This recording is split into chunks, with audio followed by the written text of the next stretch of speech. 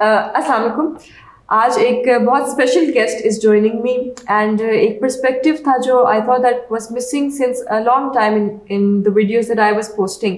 کیونکہ being a mother and being a woman ایک جو میں سائڈ آف دا اسٹوری دکھا پا رہی ہوں وہ پھر بھی one side of the story ہے, to home schooling, to parenting, to everything that I been sharing. اور بہت important other side of the story ہے جو ایک فادر کا رول ہوتا ہے, ایک ہسبینڈ کا رول ہوتا ہے, ایک آدمی کا رول ہوتا ہے, وہ اس میں سے لیک کر رہا تھا.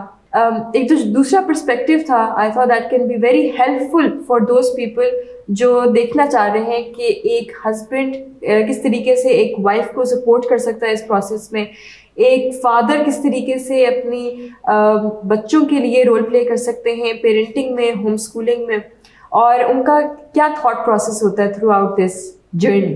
سو I am welcoming Arslan Shahid who is my husband and who is co-parenting in this process with me. He is with me in the journey of homeschooling. میرے ساتھ ہیں اور مجھے constantly support کر رہے ہوتے ہیں, اور ان کی ایک اپنا ایک perspective ہے جو I wanted کہ وہ اپنے share کر سکیں with the audience. اس کو ہوپفلی یہ بہت زیادہ پیرنٹس کے لیے ہیلپ فل ہوئے گا, specially fathers and husbands and male figures of a family. Thank you. جزاک اللہ. السلام علیکم جی. بینگ اے فادر میں نے جو چیزیں نوٹ کرنی شروع کی ہیں, ہمارے 2 بچے ہیں, موسٹلی آپ ساروں کو اب اس چیز کا اندازہ ہو گیا ہوگا پرانی ویڈیو سے. اس میں ایک ماں کا تو ایک بہت اہم رول ہے ہی ہے, ان اینی کیس اس کو کوئی ڈینائی نہیں کر سکتا. ماں کے پیروں تلے جنت بھی اسی وجہ سے ہے. فادر کی جہاں تک بات آتی ہے, وہ جیسا کہتے ہیں نا فرنٹ اینڈ پہ کام چل رہا ہوتا ہے اور ایک بیک اینڈ پہ کام چل رہا ہوتا ہے. میں سمجھتا ہوں فادر کا بیک اینڈ پہ بہت کام ہوتا ہے. ان میں سے ایک تو یہ ہے کہ میسکلن ٹچ جو ایک دینی ہے وہ ایک ماں نہیں دے سکتی, وہ باپ ہی دے سکتا ہے. آبویسلی میں جس طرح اپنے بیٹے کو اب دیکھتا ہوں کہ ہم جب گاڑی میں بیٹھے ہوتے ہیں ایک ساتھ تو ہمارے شوق جو ہیں وہ بڑے الائنڈ ہوتے ہیں کہ جی بابا تیز چلائیں گاڑی, اور آپ یہ کیا چیز ہے, یہ پیڈل ہے, یہ کون سا ہے, یہ ایکسیلیٹر ہے, یہ کلچ ہے, یہ بریک ہے, یہ گیئر ہے, اسٹیئرنگ کس طرح چلانا ہے, تھنگس لائک دیز. اور پھر جب میں کوئی کام کر رہا ہوتا ہوں یا میں گاڑی دھو رہا ہوتا ہوں یا اس طرح کے کوئی نہ کوئی کام جو کہ مردانہ کام اگر جس کو ہم کہیں, تو وہ اگر میں کر رہا ہوں تو ساتھ آ کے میرا بیٹا ساتھ لگ جائے گا, اور پتہ چلے گا جی جناب ہم ٹائر چینج کرنے گئے ہیں تو اسی شام کو آ کے حضرت اپنی ٹوائے کار کا ٹائر کھول رہے ہوں گے اور اس کے حصے بکھرے انہوں نے کیے ہوئے ہوں گے, پھر کہیں گے جی یہ والا ٹائر خراب ہے, یہ والا ٹھیک.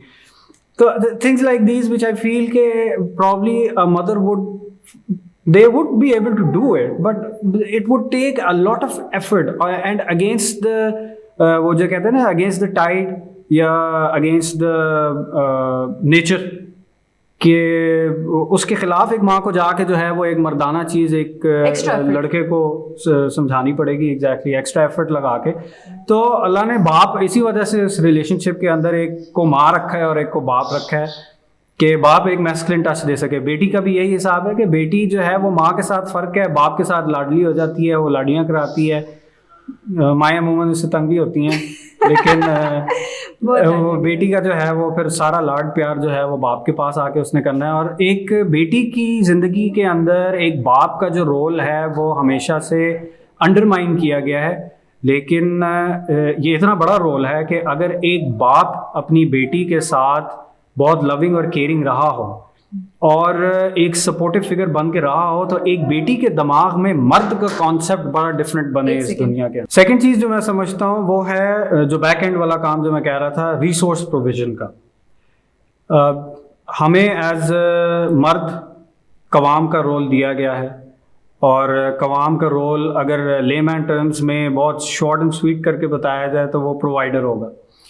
تو ایز اے پرووائڈر دیکھا جائے تو گھر کے اندر جو بھی پروویژن ہے بچوں کے حوالے سے, جنرلی گھر کے اور کام کاج, کھانے پینے, رہن سہن, اوڑھنا, شیلٹر, یہ ساری چیزیں جو ہیں وہ پروویژن کے اندر آ جاتی ہیں. یہ ایک چیز ایک باپ کے نزدیک اس کی پرائم رسپانسبلٹیز میں سے ایک رسپانسبلٹی ہوگی, جس کو اگر ایک باپ نہ پورا کر پا رہا ہو تو آئی فیل کہ باپ عموماً ڈپریشن میں جائیں گے ہی اس وجہ سے اگر وہ یہ والا حصہ اپنی زندگی کا پورا نہ کر پا رہے ہوں، یہ رسپانسبلٹی پوری نہ کر پا رہے ہوں۔ تیسری چیز جو ہے وہ جسے ہم کہتے ہیں نا last but not the least, it is never the least, is being by the wife side. تو وہ ایک چیز ہے جو کہ میں سمجھتا ہوں کہ بہت پرائم امپورٹنس رکھتی ہے، کیونکہ ہمارے پاس ٹائم کم ہے، تو یہ 3 میجر چیزیں جو میں سمجھتا ہوں کہ بہت ضروری ہیں۔